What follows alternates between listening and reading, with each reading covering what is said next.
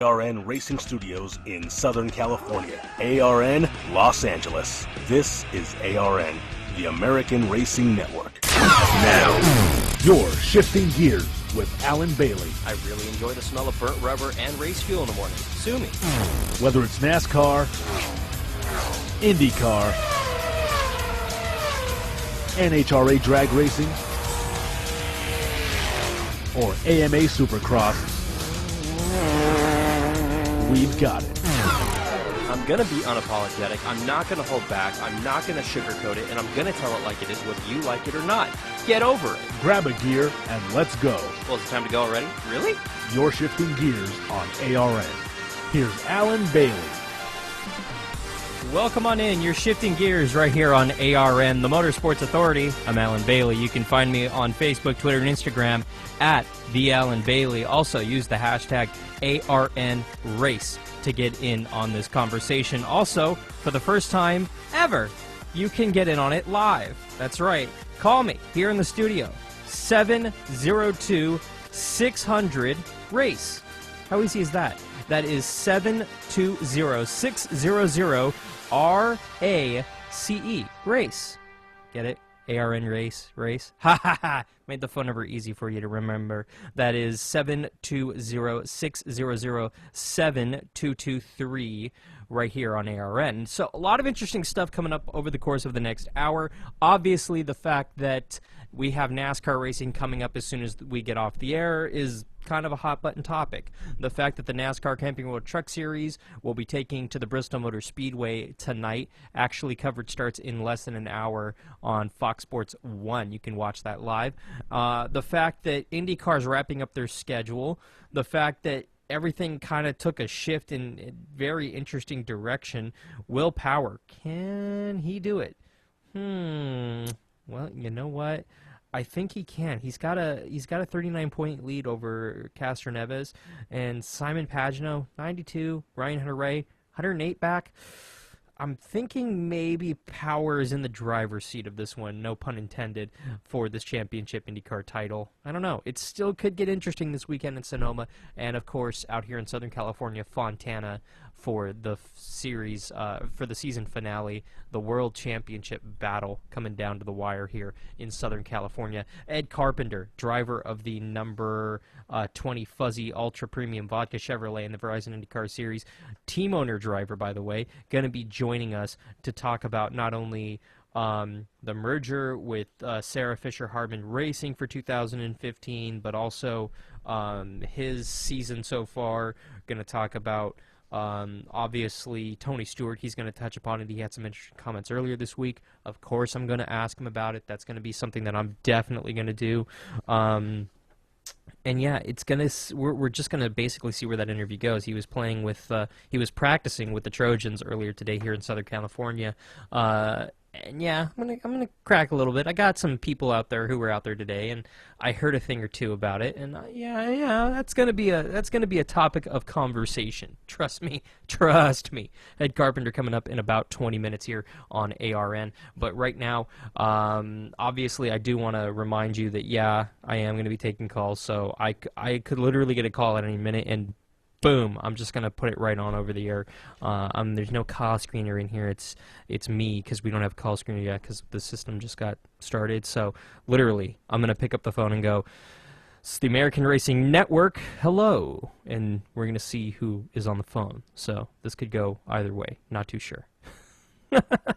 That phone number, 720-600-RACE. That is 720-600-7223. For those of you that don't know how to spell numbers into letters or vice versa.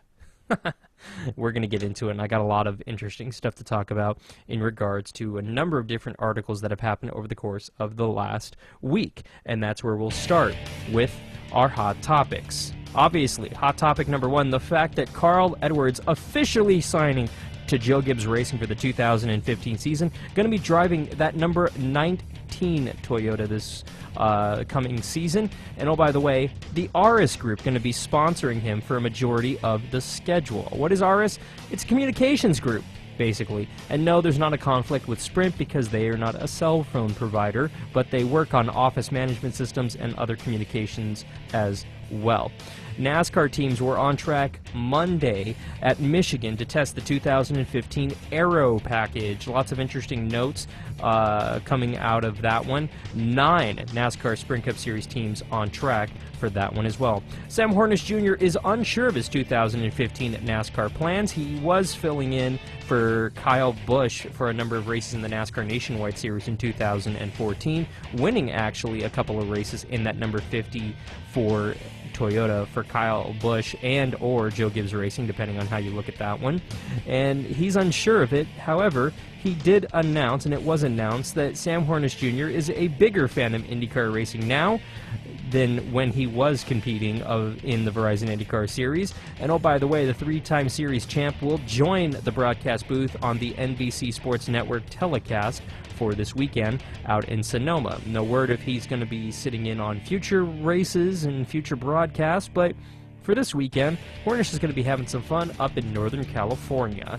2 races remaining for the Verizon IndyCar Series. And yeah, just in case you didn't see, Will Power dominated at Indy Fest over this last weekend, taking a very stern, commanding points lead at Milwaukee over the weekend. Now with 2 races to go, there are technically 6 drivers eligible for the championship, but Will Power leading Helio Castroneves by 39 markers right now. Simon Pagenaud 92 markers back, with Ryan Hunter-Reay 4th, 108 markers back, as the series heads up to Northern California this weekend at the Sonoma Raceway to take part in that race. And then we'll head down south here in Southern California for the MAV TV 500 World Championship Finals out here in Southern California at the Auto Club Speedway. If you want tickets for the Auto Club Speedway's race and the MAV TV 500, you can log on to autoclubspeedway.com. Tickets start at just $30. Kids 12 and under are free. Night racing under the lights. And oh, by the way, an autograph session will be taking place in the fan zone from 4 to 5 p.m. with live music, lucha libre wrestling, monster trucks on display, RC car competitions, plus Lefty's Fan Zone for kids. You can log on to autoclubspeedway.com for more information. MAV TV, it's going to be a very, very, very good weekend. I can tell out there. We'll get into it a little bit later on in the program. And yes, an NHRA, 10 more drivers clinch countdown berths at Brainerd over this last weekend. Who are they? Well, no surprise. A couple of those Force drivers seem to be very, very, very good. Go figure. What are you going to do? But in Top Fuel, Doug Coletta, Antron Brown, Sean Langton, Tony Schumacher, Steve Torrance, Spencer Massey, Brittany Force, Kalata Abul, and yes, Richie Crampton all clinched in the countdown berth.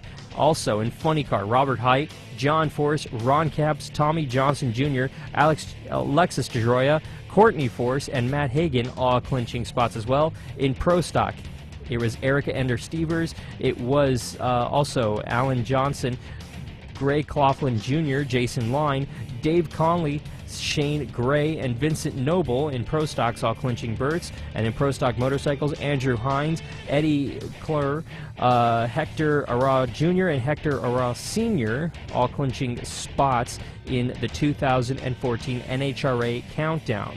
Trust me, it's going to be a very, very good one. Only a handful of races remaining until the countdown begins. You're going to want to stay tuned because we're going to be talking about it later right here on ARN. And no surprise, Top Fuel rookie Crampton knows how to work the Lucas Oil NHRA Nationals. And yeah, in case you missed it over this last weekend, Morgan Lucas coming out on top at the races this weekend for the NHRA. Not too bad. Morgan Lucas, his third Lucas Oil NHRA Nationals Top Fuel victory in spectacular fashion on Sunday to a closed-out, rain-drenched series race out at the raceway over the weekend. Very, very, very cool on that one. We'll get into it a lot more later on this hour. Also, don't miss the fact that we have Ed Carpenter, owner-driver of the number 20 Fuzzy's Ultra Vodka Premium Vodka Chevrolet in the Verizon IndyCar Series, going to be joining us in roughly 10 minutes here on ARN to talk about not only his 2014 season so far, but his plans for the 2015 season. It was announced that Ed Carpenter Racing will be merging with Sarah Fisher Hardman Racing for the 2015 season. I'm going to be talking to him about the finer details like, well, a team that runs Honda and Chevys, where they're going to be running in 2015, plus which drivers are going to be behind the wheel and where will they be operating out of. We will be discussing all of this and more, plus more importantly, Ed Carpenter Racing, very successful one-team car team, more successful than anyone in the last 10 years in the Verizon IndyCar Series. What led to his decision to merge for the 2015 season? Don't go nowhere. You're going to want to hear this conversation. You're shifting gears right here on ARN. This update presented by Apollo Aesthetics. You're looking for a brand new website. Only one place to go. It's Apollo Aesthetics, apolloaesthetics.com. Don't go anywhere. You're shifting gears right here on ARN, the Motorsports Authority. This is ARN, the American Racing Network. Okay, so let's say that you're trying to build a website for free on one of these website builders. You go ahead and spend hours uploading your personal information and all of the photos that you've taken of your products, only to find out that you can't bring a .com onto that website without paying a huge fee. And you can't remove those ads without paying a huge fee. And you can't remove all of those pesky "this website was built for free" buttons without paying a huge fee. By the time you've paid all these fees, you've paid thousands of dollars in order to remove all of these pesky ads. Why go through all the hassle? Why spend all of those hours doing it yourself? Go ahead and log on to apolloaesthetics.com, not only to request a quote to build your brand new website and to see a rendering of what your website could look like, but in order to set up services like email, hosting, Facebook, Twitter, Instagram accounts, and a whole lot more. That is Apollo Aesthetics and apolloaesthetics.com. What is one NASCAR Unites wristband capable of doing? It can inspire a child to go farther in school. It can construct a brand new playground for kids who've never had one. It can introduce a child with a serious illness to his or her favorite NASCAR driver. I'm Tony Stewart. I wear my band to Unite for Kids. Band together with me by logging on to www.nascar.com/unites to pledge your support. Hello fans, this is Bud Selig, Commissioner of Major League Baseball. I know firsthand about the dangers of skin cancer and the need to protect yourself because I am a skin cancer survivor. MLB, its clubs, players, and the American Academy of Dermatology want all of you to play Sun Smart. Protect yourself with sunscreen, sunglasses, and protective clothing, and visit your doctor regularly. For more information, visit MLB.com or playsunsmart.org. Shifting Gears on ARN is presented by Stash Feed. Get the feed. Log on to stashfeed.com, your daily manly feed. You're Shifting Gears on ARN, the Motorsports Authority. Here's Alan Bailey. At the Alan Bailey on Facebook, Twitter, and Instagram. Also use the hashtag ARNRace to get in on this conversation. Or for the first time ever, you can call me here in the studio, 720-600-RACE. That's 720-600-7223. You can get me here in the studio. Talk a little racing. Lots of interesting things coming up over the course of the next 45 minutes. Ed Carpenter going to be joining us in little under 10 minutes here on ARN. Owner, driver of the number 20 Fuzzies Ultra Premium Vodka Chevrolet in the Verizon IndyCar Series to talk about everything that's happened in 2014. Obviously, he sat on the pole at the Indy 500, won at Long Beach earlier this year. He's won 4 races in 3 seasons, and with that organization, his own organization, Ed Carpenter Racing, somehow coming to the decision to merge with Sarah Fisher Hardman Racing for the 2015 season, another single car team in the Verizon IndyCar Series. We'll talk about what led to that decision, also what the finite decision-making things that are going into that one as far as what cars they'll be racing, Honda or Chevy in 2015, plus who's going to be behind the wheel. Also going to talk to him about Tony Stewart. He had some interesting comments that he brought forth earlier this week to a number of media outlets, so I'm going to ask him about it and hear it straight from the horse's mouth, what he thinks about the situation and how the media has handled it. And trust me, I'll get into it later. Trust me. And speaking of which, it was announced earlier today from Stewart Haas Racing that Tony Stewart will not be driving this weekend out at the Bristol Motor Speedway on Saturday night. Instead, he will take another week off. Jeff Burton going to be sitting in for Tony Stewart, driving that number 14 Chevy for Stewart Haas Racing. No timetable for his return. This is a one-race announcement. There's no word what's going to be happening next weekend at Atlanta for the NASCAR Sprint Cup Series. We simply don't know. I don't think Tony knows, and that's something we'll get into a little bit later on in the program. By the way, the NASCAR Camping World Truck Series is going to be taking to the high banks of the Bristol Motor Speedway tonight, believe it or not. Coverage is going to be starting in about 45 minutes on Fox Sports 1. Kyle Busch on the pole for that truck race tonight in Bristol. He's attempting to do the triple. Of course, we're going to be talking about that at some point in the evening. So, Ed Carpenter coming up next segment. Right now, since we have some time here, want to talk about a number of things. Obviously, the fact that Jeff Gordon won this last weekend out in Michigan is kind of a hot-button topic, and a lot of people, because he's won 3 races, are going, Jeff Gordon's the 2014 champion! Ah! It's his to lose! Ah! Calm down right now, because I'm not ready to call him into victory lane yet when the championship flag flies at Homestead at the end of the season. The fact of the matter is we still have lots of racing to go. Lots of racing before the chase even starts. Once the chase starts, 16 drivers legitimately have a shot to win the chase. And then you have to go 3 races and make it into the next round, and then another 3 races and make it into the next round, and then another 3 races in order to make it to Homestead to be one of the 4 drivers who can win that championship. Maybe, just maybe, we should get to Homestead before we call anyone a champion. Maybe. The only thing that guarantees you advancement into the next round besides the points basically is a win. Winning is key. Jeff Gordon seems to be doing a lot of it at the right time. But frankly, winning a race out at Michigan in August pays jack squat at the end of the season. It absolutely does not pay a thing.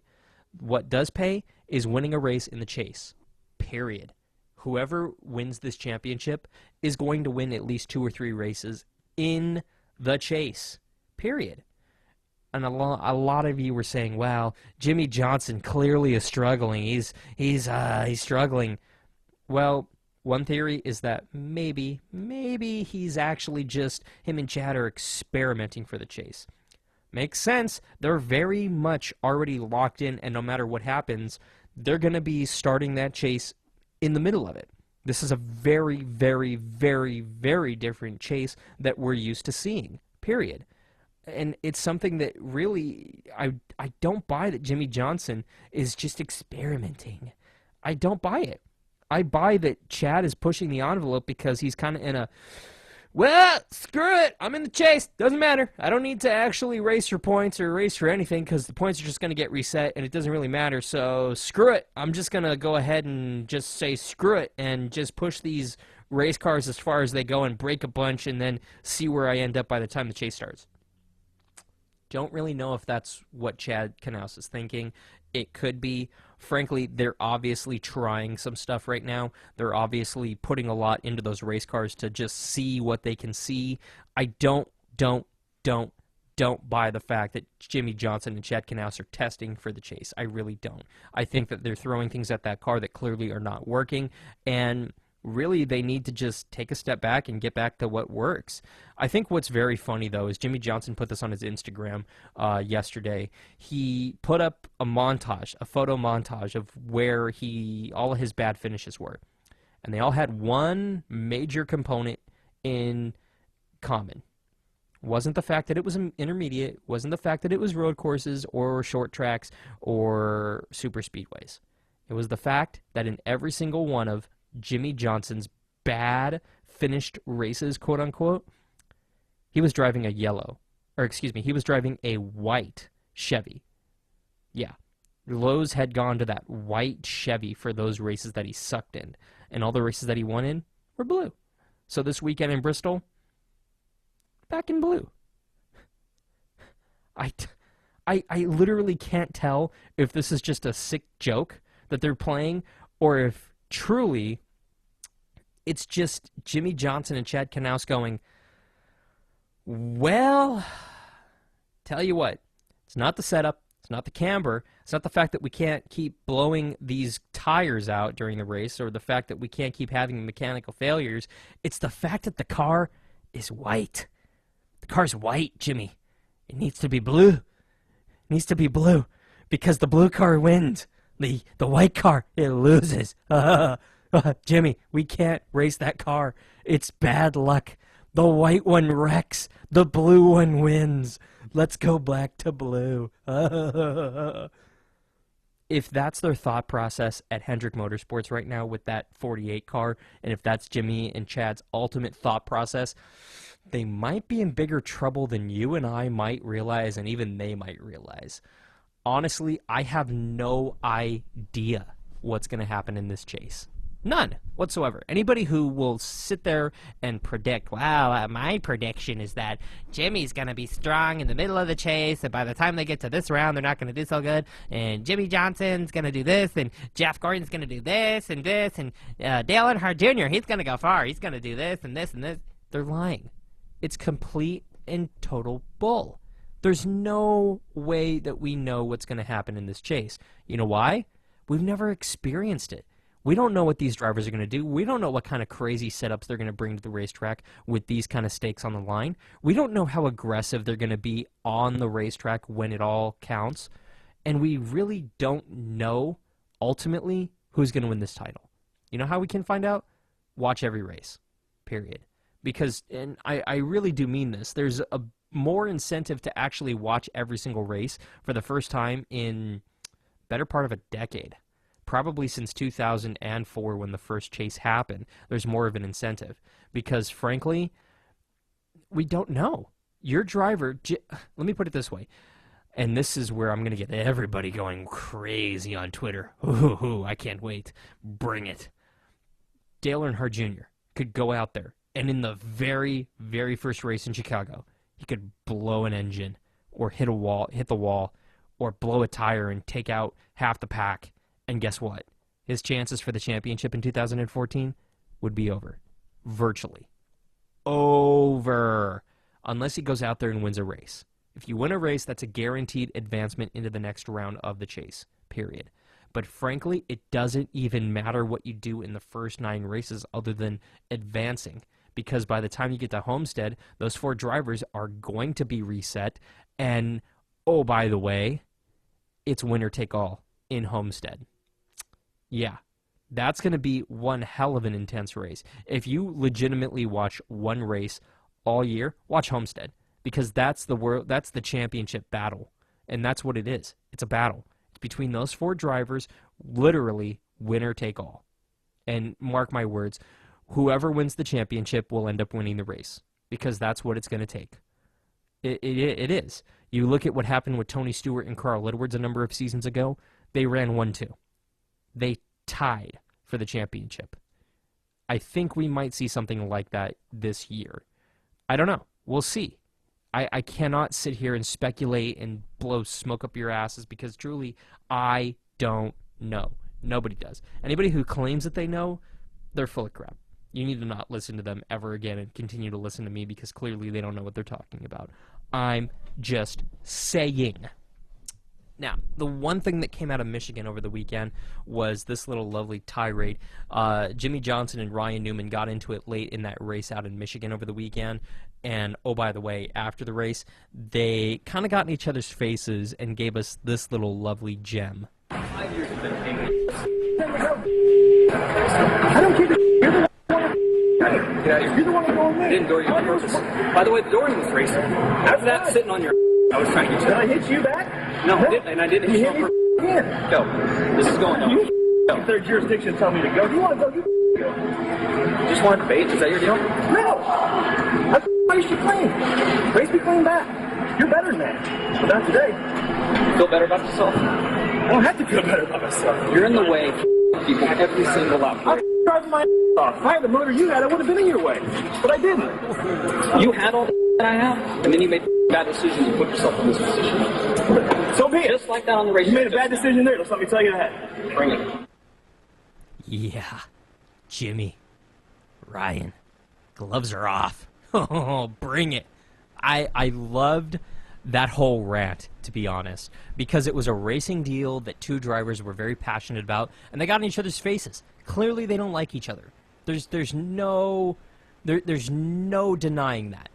But what's very funny, and this is the best part to me, is this. Of the whole tirade, this was my favorite part. If I had the motor you had, I would have been in your way. But I didn't. You had all the that I have, and then you made bad decisions and put yourself in this position. So be it. I love it. And no offense to Newman fans, but let me break it down for you. Ryan Newman might be the most overrated driver in the garage area. Let me explain. Back in 2003, when he went on to win 8 races in the Sprint Cup Series with basically the 12 car, and they were winning them all. Ooh, Ryan Newman. Why isn't he winning the chase in 2013? Why isn't he winning the championship? He had 8 wins. Well, he had a bunch of DNFs and a bunch of finishes outside the top 20 and outside the top 30, other than those wins. But no. I don't understand why he didn't win the race, the championship. No. Let me break it down for you. Back in 2003, the rules package with the tires and the fuel, the tires were very different in 2003 than they were in 2013, 2014. Very different. Those were a harder compound, and frankly, they lasted a lot longer. And Ryan Newman and his crew chief, with their engineering degrees and their knowledge, figured out if they set up the car to where it sucks for the entire race, and it's just very, very, very mediocre, if it comes time for that last pit stop, the caution comes out, and they stay out and gamble with no tires or just fuel, or not even come into the pits at all, that their tires would A, hold up, and B, the car, once it would get out front, would be fast enough to stay out front. And it did. That's pretty much how it is today. If you get up front, you're going to stay up front because clean air is king. That's what Ryan Newman did. He essentially won 8 races in 1 year because he stayed out on the racetrack instead of pitting, or took no tires, and the tires held up by some miracle. Yeah. If I was Ryan Newman, I'd seriously look at my career, because after that season, Rocket Man wasn't so rockety anymore. They haven't really used that name on TV, print, and radio so much. I've never called him Rocket Man because, frankly, that's all he could do was run a single lap under caution, or under qualifying, in order to put that car out on the pole. At one point, once every 3 races, he was on the pole. But guess what? Hasn't been like that. Not since 2004, when the tires actually got softer. Newman didn't know how to drive them. And ever since the COT came in, Newman has 2 wins. 2 wins. Guess what? Both of them on fuel mileage. He hasn't legitimately gone up there and driven past another driver for a race win in quite some time. And truly, let's look at his entire career. He couldn't win a championship at Penske, when Penske actually had some good cars, and now they have some good cars again, but he really couldn't get the job done. He couldn't get it done at Stewart Haas in the best equipment in the garage area, which is the Hendrick equipment. No doubt in my mind, no doubt in anybody in the garage's mind, Hendrick is miles and miles ahead of everybody else. He was at Stewart Haas, which gets their cars and their engines from Hendrick Motorsports, and guess what? He couldn't get the job done. He won a couple of races in that 39 car for Stewart Haas, and Tony Stewart dumped him like a sack of flour off of a building, because guess what? He sucks! He couldn't get the job done. He really couldn't. Tony Stewart said, dude, you're my friend, but seriously, you suck. This is a business. I'll see you later. I'd rather have Kevin Harvick driving my car, because he doesn't suck. He's been winning races in that crappy RCR equipment. and he's come close, but he needs some good equipment. I'm going to finally give him some good equipment. I think he can win a championship. You, on the other hand, Newman, can't win a single race. See ya. Have fun. And Newman and Harvick essentially switched cars. And guess what? Harvick went out there, and he's been actually having a good year so far. He's won a few races. And, oh, by the way, he's had some really, really, really good cars out of the racetrack, but has had mechanical failures or bad luck or issues on pit road. Stuff that are, frankly, out of his control. It's stuff that the team needs to work on. And if it wasn't for that, he easily could have 8 wins in 2014 if it weren't for all of those stupid little mistakes. So, yeah, and what has Ryan Newman done over at RCR? Well, he was in the way a lot over this last weekend, and Jimmy Johnson was upset at him. That's why this clip, to me, is absolutely priceless. If I had the motor you had, I would have been in your way. But I didn't. You had all the that I have, and then you made bad decisions and put yourself in this position. So be it. The part that I like the most is that Newman brings that up. He brings up the fact, if I had the motor you had, I'd be good. Well, Jimmy went there. He said, well, you could tell Jimmy paused for a second and thought about it, and then went, well, if he went there, I'll go there, and brought it. And Newman ends it with, so be it, because he knows he's right. Newman knows he sucks. He knows he's in a bad car. He knows he doesn't have any other decent options. Where else is he going to go? Realistically, the Wood Brothers? Oh, a part-time team. Oh, Newman would love that. Yeah, he'd love that. Where else is Newman? Seriously, once the RCR experiment on Ryan Newman ends in a couple of years, where's Ryan Newman going to end up? Exactly. There's nowhere else for him to go. He's not going to end up at Roush. Well, he actually might end up at Roush, which, by the way, Carl Edwards said, see ya! You guys suck! I'm going to go try something else, which is a move that should have happened 3 years ago, frankly. Carl Edwards, 3 years ago, he had the opportunity to leave Roush, and he almost did. He left. He said no to Joe Gibbs Racing 3 years ago because basically Jack Roush literally went to the Ford Motor Company and said, hey, I can't afford to pay this Carl Edwards guy to stay in one of my Fords. Hey, Ford, can you pay me a couple $1 million, and by a couple, I mean 30, in order to pay this guy so that he can stay behind one of my cars? And Ford did. Ford literally wrote Jack Roush a blank check to give to Carl Edwards. And it worked. It kept Edwards behind one of those crappy Fords for 3 more years before he said, well, see you later, and went over to one of those Joe Gibbs Racing Toyotas. And I think what was great is Carl Edwards sat down for a few interviews, and he actually said in the interviews, well, you know, I sat down with Jack and told them my plans, and obviously it wasn't a happy conversation. I wish I was a fly on the wall during that conversation. Can you imagine what the Carl Edwards meeting with Jack Roush to let him know he was leaving was like? Hey, Jack, listen, I've tried it. 10 years I've been here. I've had some good runs, but I'm sorry. I need to move on. I'm going to go drive for Joe Gibbs Racing in a 4th car because I need to explore other options. I'm not getting any younger. I need to win a race. I need to win a championship. I can win races here, but I want to win a championship. Do you understand, Jack? Well, I don't know about that. I don't like the fact that you are leaving me. I think that you need to stay here. Is it money? Well, that's part of it, Jack, because frankly, I like a raise and at least keep the raise you gave me 3 years ago, but I know you don't have it. Well, I had to go ask John Henry for some more money. I had to ask for some lunch money, so I might have it. I might have some change left, but no, I don't think so. You want to ride my airplane? No, Jack. I don't want to ride in your airplane. Are you sure?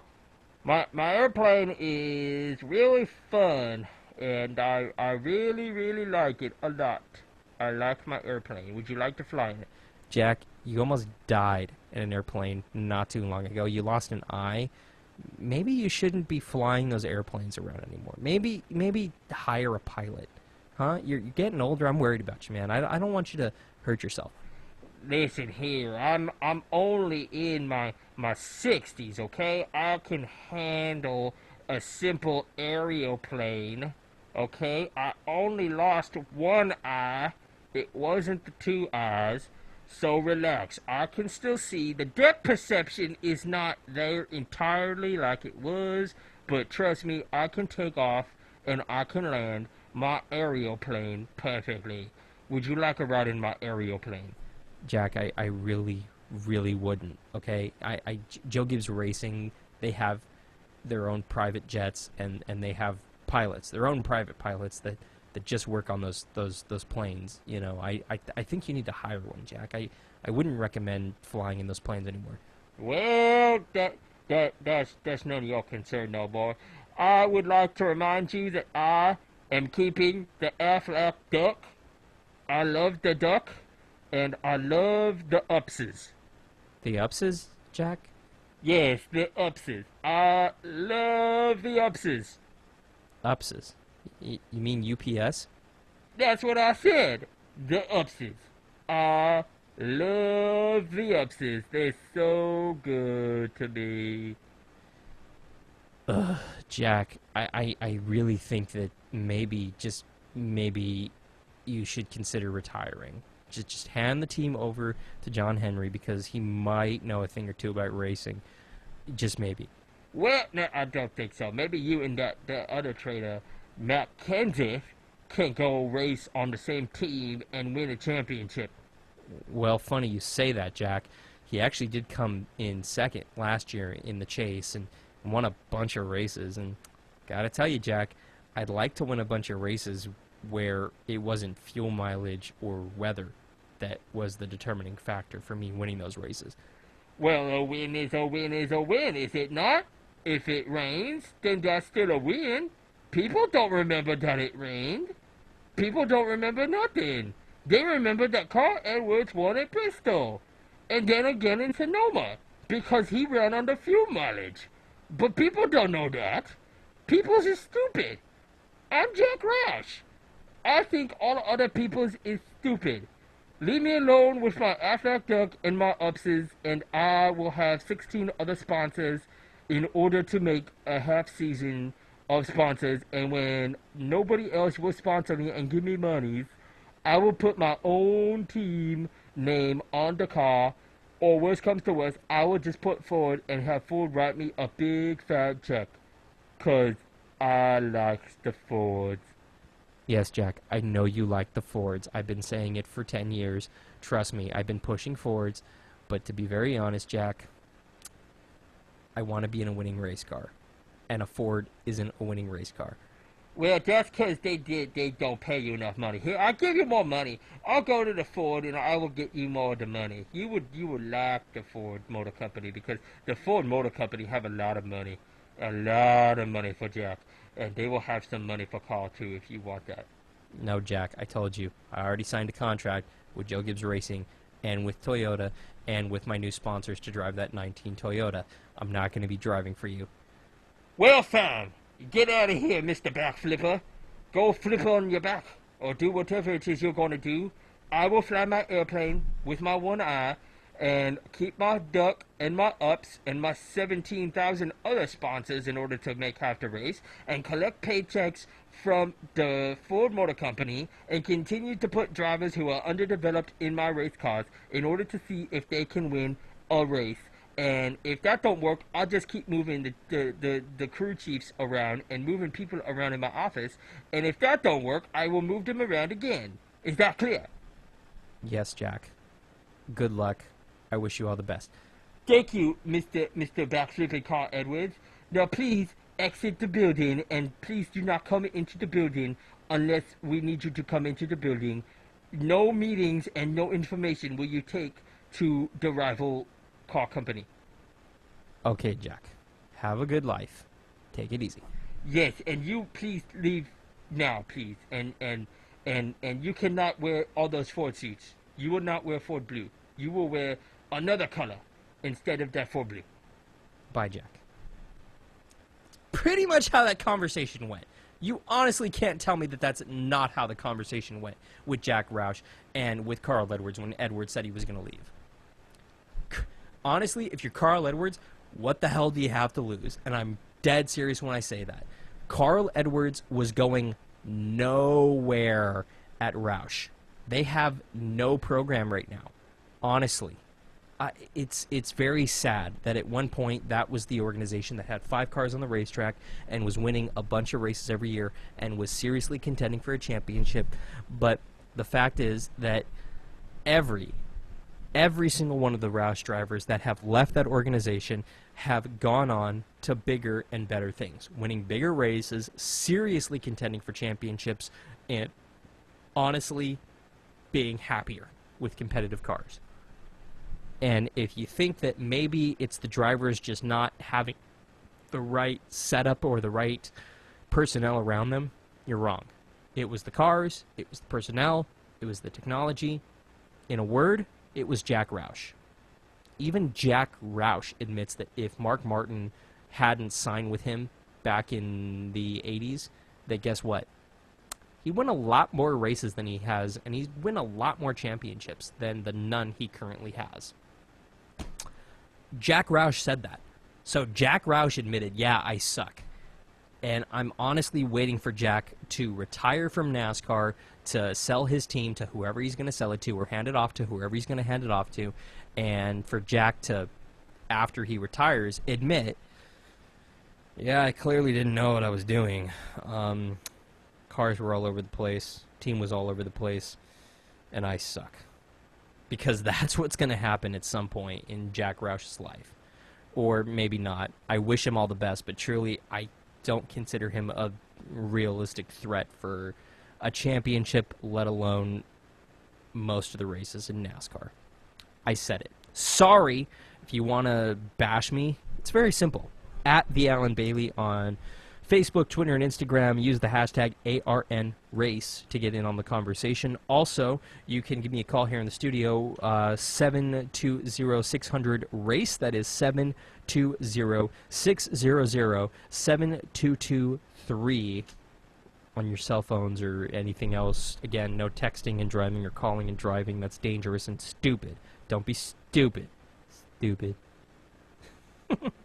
On that note, we're going to go ahead and step aside. Ed Carpenter going to be calling in here in just a little bit. Don't go anywhere. Ed Carpenter coming up next right here on Shifting Gears on ARN, the Motorsports Authority. This is ARN, the American Racing Network. In today's day and age where every phone has a camera in it, everybody thinks they're a photographer. Whether they're putting stuff online on Instagram, Twitter, or Facebook, they think they know what they're doing. But when it comes to hiring a professional photographer, you need someone with years of experience and the professional equipment that is necessary in order to capture a professional shot. Not a smartphone with some filter on Instagram. You need a professional with years of experience and photoshopping skills. There's only one place to go, and that's Self-Destruct Photography. Log on to facebook.com/self-destruct photography in order to check out their portfolio of work, plus get in contact with them to set up a date for your photo shoot. Whether you're looking to get some 8x10s done if you're an actor or professional, or if you're looking to get some family photos done to capture a moment forever, or if you need to get some graduation photos done that didn't turn out so great the first time around, or even if you're getting married, call my man Scott because he'll set you up. That's Self-Destruct Photography. Don't miss your shot with Scott. The odds of having a boy who grows up loving baseball, 1 in 6, which earns him a college scholarship, 1 in 2,500, that gets him a contract in the minors, 1 in 3,700, which leads to starting shortstop in the majors, 1 in 290,000. The odds of having a child diagnosed with autism, 1 in 150. You know the odds. Now learn the signs. Go to autismspeaks.org. Brought to you by Autism Speaks and the Ad Council. What is one NASCAR Unites wristband capable of doing? It can inspire a child to go farther in school. It can construct a brand new playground for kids who've never had one. It can introduce a child with a serious illness to his or her favorite NASCAR driver. I'm Tony Stewart. I wear my band to Unite for Kids. Band together with me by logging on to www.nascar.com/unites to pledge your support. Shifting Gears on ARN is presented by Apollo Aesthetics. Log on to Apollo Aesthetics to start building your new website today. You're Shifting Gears on ARN, the Motorsports Authority. Here's Alan Bailey. At the Alan Bailey on Facebook, Twitter, and Instagram. Also use the hashtag ARNRace to get in on this conversation. A number of you are questioning whether or not that's how the conversation went between Carl Edwards and owner Jack Roush. And I will assure you, I'm pretty sure that's how it went. I'm fairly certain that's how it went. Yeah, no lie. I wasn't in the room, so I really cannot protest. But yeah, I'm pretty sure that's how it went between those two. But I really don't know. I want to give you the phone number, the new phone number as well. It is 720-600-RACE. That is 720-600-7223. You can call me here in the studio. Right now joined by the driver of the number 20 Fuzzy's Ultra Premium Vodka Chevrolet in the Verizon IndyCar Series, Ed Carpenter, on the phone with us. Ed, how are you? Doing well. So I know you've been out with the Trojans all day. How's that been going for you? It was cool to get an inside look at their practice. We saw some of the marching band practice and took a look around some of their new facilities. So, as an athlete, and a kind of owner-manager, it's always cool to get a look inside, another big-time operation, and it was pretty impressive. Oh, I bet. Did you? What were you doing out there? Were you actually obviously throwing the ball around, but did they have you in the pads and everything, or? No, they tried to kick a field goal, but I just proved the point why I'm behind the wheel of a race car and not in stick and ball sports. But it was a good time nonetheless. Well, glad you had fun. Now, you look at these next 2 weeks. I mean, obviously you won out in Fontana in 2012, and you finished second last year to Will Power. I mean, you have Sonoma this weekend. You've got Fontana next weekend. Last time you were in California, you didn't do so bad. No, I mean, definitely the Auto Club Speedway has been very good to our team. Winning the MAV TV 500, which was the first year IndyCar had been back out to Fontana for quite some time. So, the past 2 years have been good with a win and a second. So hopefully August 30th under the lights we can find ourselves back on the podium and hopefully get a win.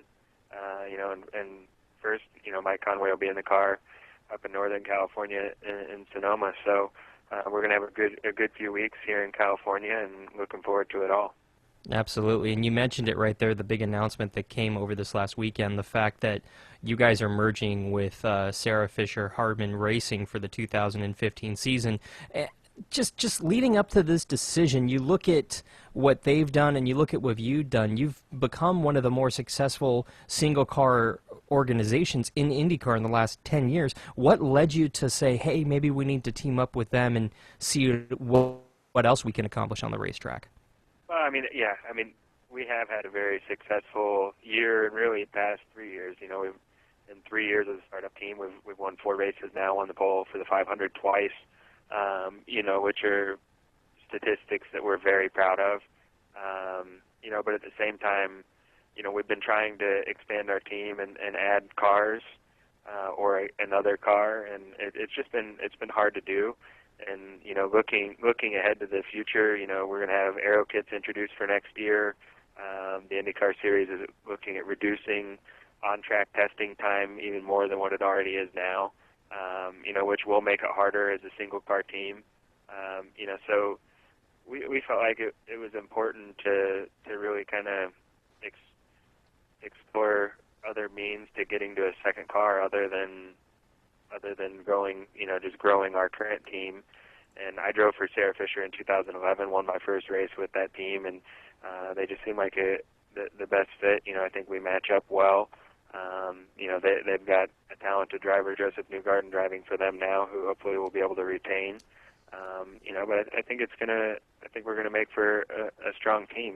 They've been knocking on the door here the past 5 races, and I think combined if we do a good job through this off season with this merger, I look for our team to be extremely strong next year. We're talking with Ed Carpenter, the driver and the team owner of the number 20 Fuzzies Ultra Premium Vodka Chevrolet in the Verizon IndyCar Series. And Ed, you look at the merger. One of the bigger questions, I should say, that have kind of gone unanswered so far. You look at the two teams. They use Honda. You guys are Chevy. Where are you guys at right now? Are you guys still discussing it, or is there anything to talk about as far as what is going to be under the hood of that IndyCar for 2015? Yeah, I mean, that's the trickiest situation. We're both, we've been aligned with Chevy for the past 3 years, and have really, really enjoyed that relationship and have had a lot of success together. And they've been with Honda for the same amount of time, and I think for the most part they've been happy with their relationship as well. So, any time you bring two teams together into one, that it changes the decision-making process a little bit. But we are still making that decision. I think for us, we feel like we're in a position right now to make a decision that's going to affect our future, and we're looking to make the best decision that we can to give the new team, CFH Racing, the best chance of success. And looking at what's remaining of the 2014 season, you have 2 races. Is there anything that you guys are doing in 2014, on track in the garage area as a team? Are you guys communicating with each other, or is it more or less business as usual between the two organizations? No, I mean, and that's what we announced. We're merging for 2015. We didn't merge for the remainder of 2014. So, we each are finishing out our seasons individually, and then once the season's over, we'll really begin the process of becoming one new team. And you look at the two organizations, you guys work out of the same, the same town, but in 2 different race shops. Has it been determined whether or not it's going to move into a new 3rd location, or move everybody into one location, or pick between the 2? Have you guys thought about that and put thought into that yet? Yeah. We'll be working out of their current race shop, which they own. They just built and moved into at the beginning of last May. It's right on Main Street and Speedway, and we've been leasing our shop. So they own their building. It's a beautiful new building. So that was an easy decision and was best for everyone. Oh, absolutely. The company that tends to own the building and it's already paid off, let's move it there. That makes more sense. Exactly. There you go. And a big topic in the motorsports community, obviously the tragedy involving Tony Stewart and Kevin Ward Jr. I mean, it was announced earlier today that Tony Stewart won't be racing in Bristol this weekend. I mean, obviously it's a heart-wrenching tragedy, not only for the Ward family, but for Stewart's family. As a driver, does this change your approach to racing at all? NASCAR made the announcement about getting out of their cars. Does it change anything in your thought process of once you get into an accident, what you do once your car is in an accident or an incident on the racetrack? Not for me. I think IndyCar is a little different than other series when it comes to accidents. I mean, we don't have a rule, and IndyCar didn't really feel the need to make changes like some other series have. But we have a safety team that travels with us everywhere we go. We're always instructed to stay in our car until the safety team arrives. Basically, with the only exception being if the car is on fire. But even in a situation like that, usually wherever we are, safety team responds quick enough that you would have a hard time getting out of the car before they were there anyway. So that's a real asset to our sport, and they're there to protect us. They're there to make sure we're safe if we're already injured, but also to protect us from anything else happening. If you watch an IndyCar race and see an accident, when our safety vehicles pull up to the track, which, like I said, they're the same professionals. They come to every race. They're doctors, firefighters, EMTs, specialists in their respective fields. And the way they park the safety vehicle, they're parking it in a way to protect the car and driver from oncoming traffic. So I think the IndyCar Series has done a really good job with that, over the years. And so I think from that fact, there's less need to make a reactive change from the events of a couple weeks ago. Well, no question about it. IndyCar, out of all the racing series, seems to be miles ahead as far as safety with the traveling team of people who work as far as the safety end of things with you guys. But when you're driving around under caution, are you a little bit more aware of where the safety vehicles are and where personnel are on the racetrack, or is that something that, as a driver, you just tend to stay away from that and you don't even, it doesn't even register? I think, when the conditions are yellow flag, that there's a yellow out for a reason. So you're always trying to be aware of what's around you. But I don't know that that's really relevant to the Tony Stewart conversation. No, absolutely. And we're talking with Ed Carpenter, owner-driver of the number 20 Fuzzy's Ultra Premium Vodka Chevrolet in the Verizon IndyCar Series. And one last question about Tony Stewart.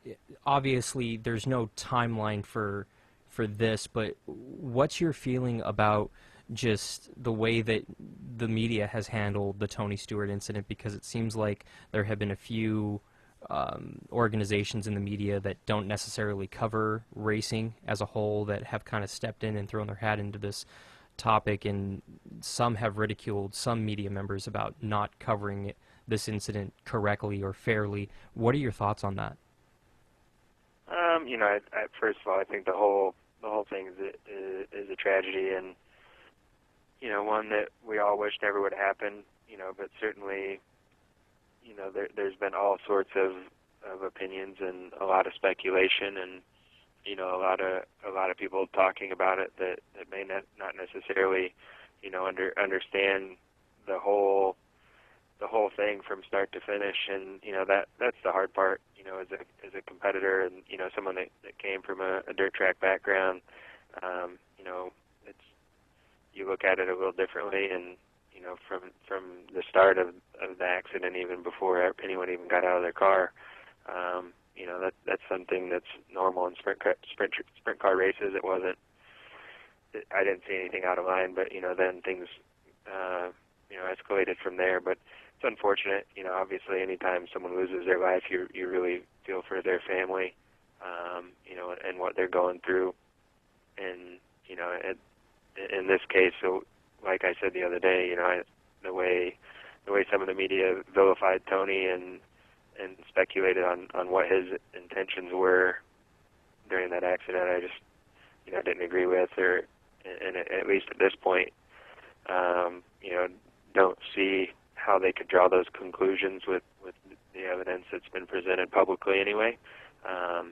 So I think that it's important to be mindful of what Tony's going through at this time too.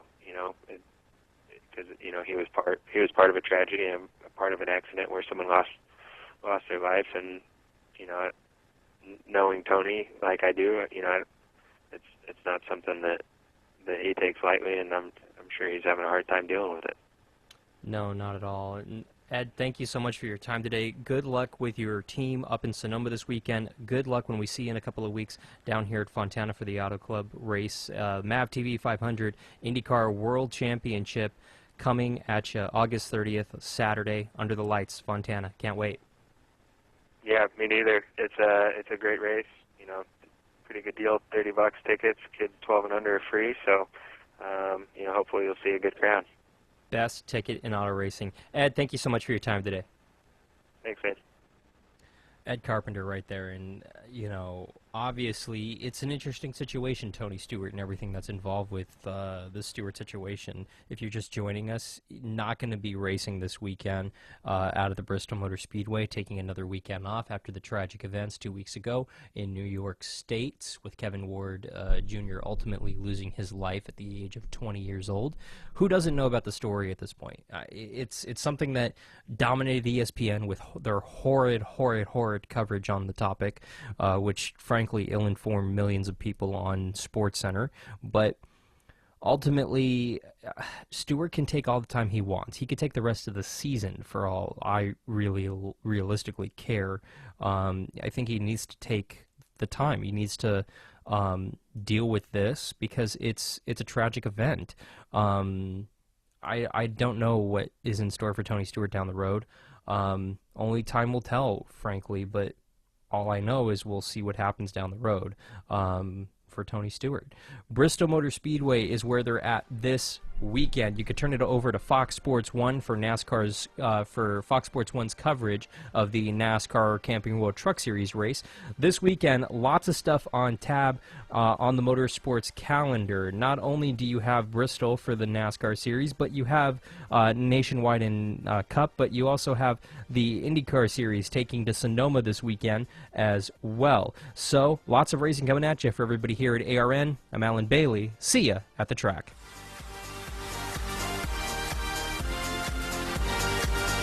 Check out arnrace.com to keep up with the latest news, photos, podcasts, and interviews from the track.